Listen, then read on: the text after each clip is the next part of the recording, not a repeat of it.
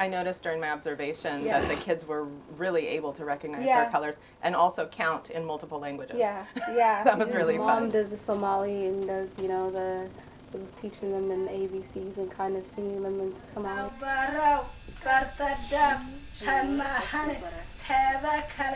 Es muy importante hablar con los niños sobre sus culturas, más en este país. El que ellos se desenvuelvan en su propia cultura, estando lejos posiblemente del lugar donde sus papás nacieron. Yo creo que es bien importante. El estar acá no tiene que ser necesariamente que solamente hablen el inglés. Just so they can understand that there are people like them out there. And, our world's filled with a lot of different people.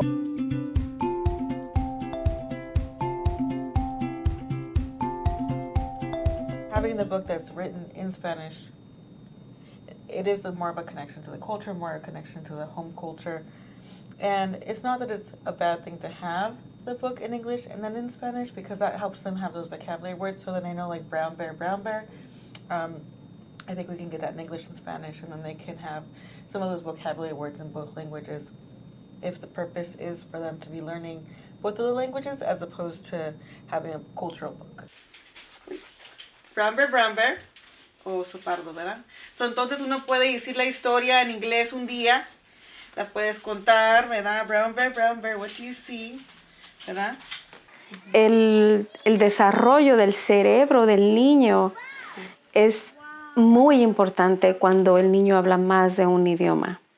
Su cerebro es más ágil y ellos se desenvuelven más. Tenemos libros en español, en inglés, tenemos libros que representan diferentes culturas para cada niño.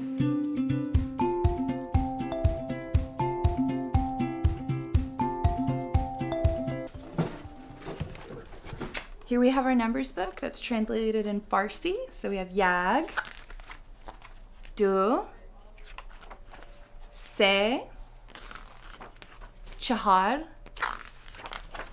Panch.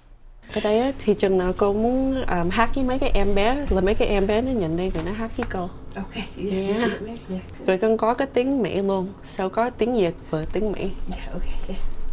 Tại con không biết hết trơn, mấy cái em bé nó không có biết nói tiếng Việt hết. Yeah.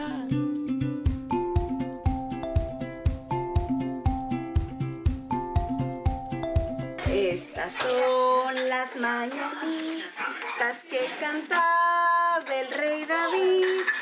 A Noemí, la más bonita, se las cantamos así.